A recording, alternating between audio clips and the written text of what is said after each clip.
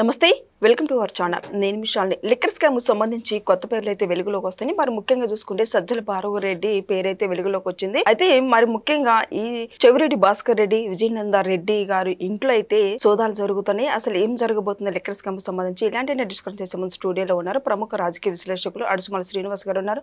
వారిని అడిగి విషయాలను తెలుసుకునే ప్రయత్నం చేద్దాం. నమస్కారం సార్. నమస్కారం అండి. సార్, లిక్కర్ స్కామ్ సంబంధించి ఇప్పటికే సజ్జల భార్గవరెడ్డి అయితే పేరైతే వెలుగులోకి వచ్చింది. అసలు ఏం జరుగుతుందంటే ఏం చెప్తారు సార్? ఏముంది, ఇప్పుడు వీళ్ళందరూ ఒకటే ముఠా అండి.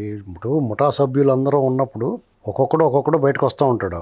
అయితే వీళ్ళంతా సన్నాసులు అంటే ఒక పక్కన లెక్కర దర్యాప్తు జరుగుతూ ఉంది ఆ స్కామ్ మీద. వీళ్ళు జనాల నుంచి నడుస్తుంది కదా, ఇది దాదాపు 7-8 నెలల నుంచి అలా కంటిన్యూగా నడుస్తూ ఉంది. ఇది ఈ లోపల దుకాణం సర్దుకోవాలి కదా, సైలెంట్గా ఇవన్నీ ఇక్కడెక్కడ రికార్డులు మాయం చేసేయడం అని చేయాలి కదా.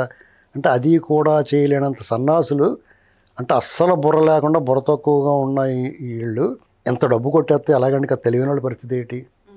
ఇప్పుడు తెలివితేటలు ఉండి ఏదో వ్యాపారం చేసుకుందాం, దొంగతనం చేయడానికైనా స్కాములు చేయడానికైనా తెలివి ఉండాలి. విజయసాయి రెడ్డి లాంటి ఉండి జాగ్రత్తగా జగన్మోహన్ రెడ్డి చేత చేయించాడు. ఇప్పుడు ఈ లెక్కర్ స్కామ్లో చూడటానికి పెద్ద స్కెచ్ చేయడరా బాబు చాలా అనిపిస్తుంది. కానీ చిన్న దారం లాగితే మొత్తం ఊడొచ్చేసినట్టుగా మొత్తం దొరికిపోయారు. ఇప్పుడు ఎవడో తప్పించుకునే పరిస్థితి లేదు. ఇప్పుడు వీళ్ళు కొన్ని ఈ దర్యాప్తులో భాగంగా వీళ్ళు సోదాలు నిర్వహిస్తే డొల్ల కంపెనీలన్నీ బయటపడుతున్నాయి. వీళ్ళ రికార్డులో పేరు ఒకటి, ఫిజికల్గా ఆ కంపెనీ పేరు ఒకటి, రెండు వ్యత్యాసం ఉంటుంది. అంటే తలకాయ వేరు, మొండు వేరు, రెండు కలిపి పుట్టినట్టు అన్నమాట. ఇలాంటి పరిస్థితుల్లో ఆ విజయానంద రెడ్డి అన్న కూడా ఒకడు ఉన్నాడు చిత్తూరులో. అతని దగ్గర కూడా సోదాలు నిర్వహించారు. అక్కడ కూడా అనేక రకాల రికార్డులు బయటపడుతూ ఉన్నాయి.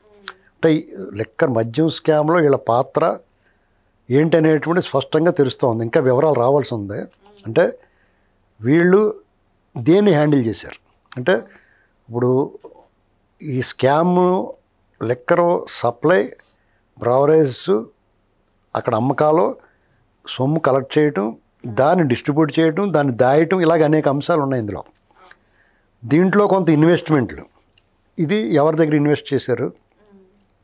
సినిమాల రూపంలో. సినిమాలు అయితే ఎవరితో సినిమాలు తీశారు, ఎవరి చేత సినిమాలు తీయించారు, దాని నిర్మాతలుగా ఎవరు వ్యవహరించారు. బంగారం ఎవరి దగ్గర కొన్నారో, ఎంత కొన్నారో, ఎవరి చేత కొనిపించారు. భూములు అది కూడా అంతే, ఎవరు కొన్నారో, ఎవరి పేరు బెనామీ పెట్టారు. ఇవన్నీ కాకుండా ల్యాండ్ బ్యాంకులాగా ఈ డబ్బులన్నిటిని కలిపి ఆ ల్యాండ్ మార్క్ అపార్ట్మెంట్లో దాచినట్టుగా ఈ డంపులు, ఈ నోట్ల కట్టలతో నింపిన డంప్స్ ఇంకా రాష్ట్రంలో ఎక్కడెక్కడ ఉన్నాయి. ఎవరు దాన్ని ఆర్గనైజ్ చేశారు? ఒక్కొక్క ఏరియాలో ఒక్కొక్కడు దాన్ని నిర్వహిస్తే వీళ్ళందరి మీద ఎవడున్నాడో ఇవన్నీ కూడా తేలాల్సి ఉంది. ఇవన్నీ తేలకుండా చాలామంది ఏమంటున్నారంటే, జగన్మోహన్ రెడ్డి స్పష్టంగా ఇందులో సూత్రధారని తెలిసిపోతుంది కదా, అతను ప్రభుత్వ హయాంలో అతను ముఖ్యమంత్రిగా ఉండగా వాళ్ళు పాలసీ మార్చి ఈ స్కామ్ చేశారు కాబట్టి, మంత్రి గారు కూడా నాకేం తెలియదు పై వాళ్ళు చెప్పారు అన్నాడు కాబట్టి, ఇందులో మీనమాషాలు ఎక్కడ పెట్టడానికి అతను అరెస్ట్ చేయొచ్చు కదా అంటున్నారు. కాదండి, అవన్నీ తేలకుండా అరెస్ట్ చేస్తే అవన్నీ గప్చిప్ సాంబార్ బుడ్ అయిపోతాయి, అతని మీద శిక్ష పడద్ది అని. అది కాదు, మొత్తం రికవరీ చేయాలి.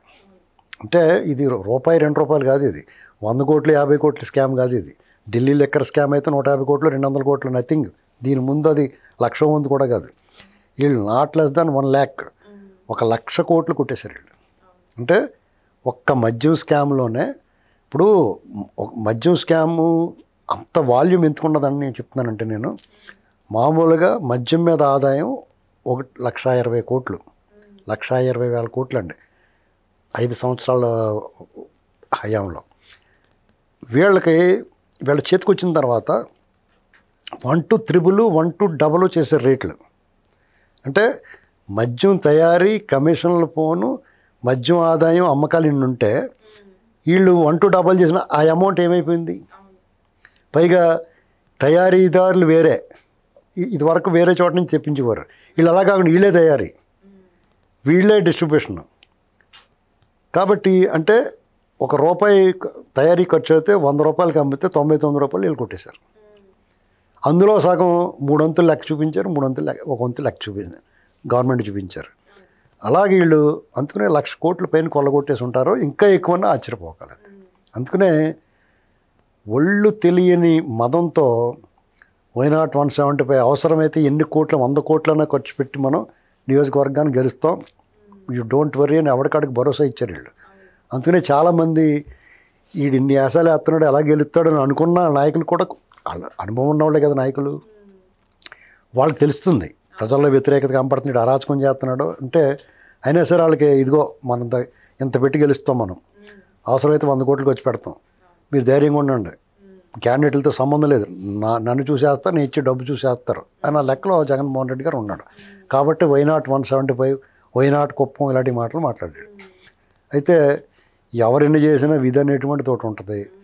తర్వాత ప్రజల అభిప్రాయాన్ని కానీ, ప్రజల నిర్ణయాన్ని కానీ, ప్రజల తీర్పుని కానీ ఎవడో అంచనా వేయలేడు. ఎవడికాడు ఆ క్షణం తనకు సాగినంతకాలం తనంత గొప్ప లేడు అనుకుంటాడో, తన వైపే ఉన్నారనుకుంటారు. అధికారం ఉన్నంతసేపు ప్రజలు తన వైపే ఉన్నారనుకుంటారు. వాళ్ళైనా వీళ్ళైనా జాగ్రత్తగా ఉండాల్సింది ఎప్పుడు ప్రజలతోటి. ఎప్పుడు వాళ్ళ మనసు అలా డైనమిక్గా ఉంటుంది, వాళ్ళ అభిప్రాయాలు మారుతూ ఉంటాయి.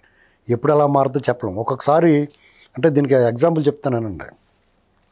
అంటే కొన్ని సంఘటనల్లో ఒకప్పుడు ఒకలా స్పందిస్తారు, ఒకప్పుడు ఒకలా స్పందిస్తారు.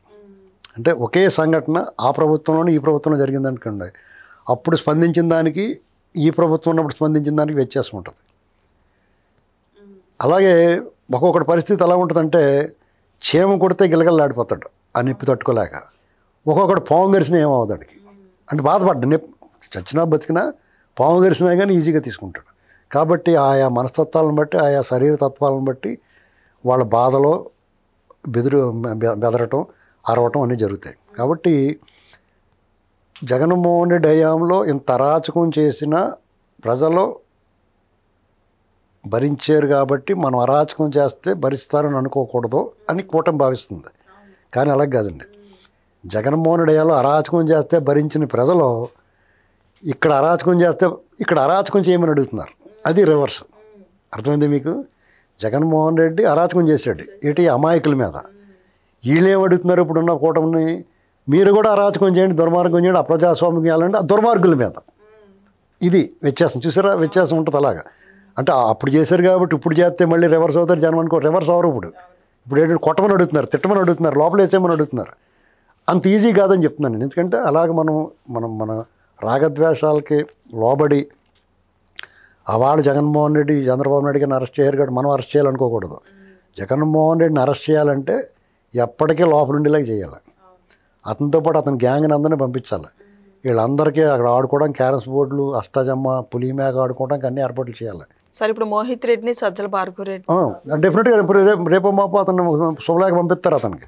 రెండు బాబు ఒకసారి కూర్చుని ఈ లోపల పారిపోకుండా చూడాలి. అవును, అంటే పారిపోవాలంటే సాధారణ ఎన్నాళ్ళు దాక్కుంటాడు ఎవడన్నా. మీకు అది పెద్ద నరకం. మీకు వీళ్ళు ఏదైనా నోటీస్ పంపించినప్పుడు వెళ్ళిపోయి లోపల వాళ్ళతో పాటు కూర్చుంటే గొడవ వదిలిపోద్ది. లేదనుకోండి ఎన్నాళ్ళు పరిగెడతారు, ఎక్కడికైనా పరిగెడతారు. ఇవాళ ఆడ ఏ విదేశాలన్నా పారిపోతే కొంత వెసులుబాటు ఉంటుందేమో కానీ ఇండియాలో ఎక్కడ దాక్కున్నా పట్టుకుంటారు.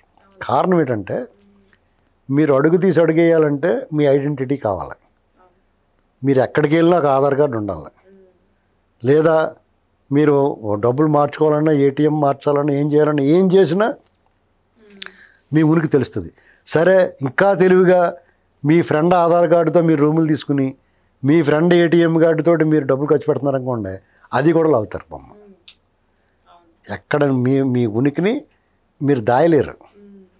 మీరు ఎవడో ఒకటి ఫోన్ తీసుకుని మీ చుట్టాలోడికి ఎవరికో ఫోన్ చేస్తారు. అవన్నిటి మీద నిఘా ఉంటుంది. కాబట్టి దానికంటే కూడా మనం లొంగిపోవడం బెటర్ రా బాబు అనుకుంటాడు ఒక 10 రోజులు తాక్కున్నా కానీ. ఇది జరగబోయేది.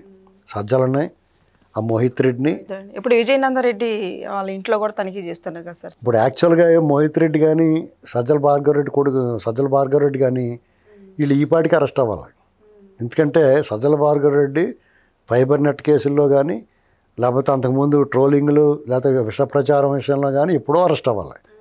అలాగే మోహిత్ రెడ్డి ఆయన చంద్రగిరి ఎమ్మెల్యే నాని గారి మీద అటాక్ చేసింది కానీ, తిరుమల తిరుపతి దేవస్థానం నిధుల దుర్వినియోగం కానీ, అక్కడ చేసిన అరాచకాల విషయంలో కానీ ఇప్పుడు అరెస్ట్ అవ్వాలి. విచిత్రంగా వీళ్ళు ఎవరు ఇప్పుడు వరకు అరెస్ట్ అయిన వాళ్ళందరూ కూడా వాళ్ళు దేంట్లో అరెస్ట్ అవ్వాలో, దేంట్లో ముందుగా జైలుకి వెళ్ళిపోవాలో దాంట్లో కాకుండా వేరే దాంట్లో అవుతున్నారు. ప్రతి ఒక్కళ్ళు కూడా చూసుకోండి. వంశీ దగ్గర నుంచి మొదలు పెడితే మిగతా వాళ్ళందరూ కూడా అదే వీళ్ళకి అప్లై అవుతుంది. అంటే వీళ్ళు దేంట్లో అరెస్ట్ అవుతామని కాసుకుంటారో అది కాకుండా ఇంకో దాంట్లో దొరుకుతున్నారు వీళ్ళు. తర్వాత మొదటితో మళ్ళీ తగులుకుంటుంది బేరం. వంశీకి అంతే, వేరే దాంట్లో అరెస్ట్ అయ్యాడు, తర్వాత మొదటితో వచ్చి తగులుకుంది. ఇప్పుడు ఆ శ్రీకాంత్ అన్న అమ్మాయి వీడియోలు వచ్చినాయి బయటికి, వాళ్ళు ఇందులో ఎప్పుడో అరెస్ట్ అవ్వాలి వాళ్ళు, కానీ వాళ్ళు ఉత్తుపున్న వాళ్ళు ఉన్న వాళ్ళు ఊరుకోకుండా ఆ వీడియోలు రిలీజ్ చేశారు. దాంతో వాళ్ళు వెళ్ళారు. తర్వాత మళ్ళీ పాత కేసులు తిరగదొడ్డారు. కాబట్టి అందరికీ తప్పులు చేసిన తర్వాత తప్పించుకోలేడు, కానూన్ కా హాత్ బహుత్ లంబా హై అంటానికి ఇది నిజం ఉదాహరణ. అయితే కొంచెం లేట్ అవుతుంది అంతే, అందరిలో అసహనం ఉంది. మరి ప్రజలందరూ అడుగుతున్నారు సార్, జగన్మోహన్ రెడ్డి అరెస్ట్ అంటున్నారు కదా, ఏది చెయ్యి. రోజా నోటికి వచ్చినట్టు మాట్లాడుతుంది, ఆవిడ ఇంకా లోపలేదేటి, జగన్మోహన్ రెడ్డి సిగ్గు లేకుండా బయటకు వచ్చి అరాచకాల మీద వాటి మీద మాట్లాడుతున్నాడు. ఇవన్నీ వినలేకపోతున్నామండి బాబు అని చెప్పి చంద్రబాబు గారికి మొరెట్టుకుంటున్నారు వీళ్ళు. చంద్రబాబు గారు నిన్న కొంచెం కొరడా జులిపించాడు, అది సీరియస్గా అప్లై చేస్తే బాగుంటుంది, వార్నింగ్ ఇచ్చాడు అందరికీ, దాన్ని అమలు చేస్తే బాగుంటుందని చూస్తున్నారు అందరూ. అమలు అవుద్దని ఆశిద్దాం. Thank you sir.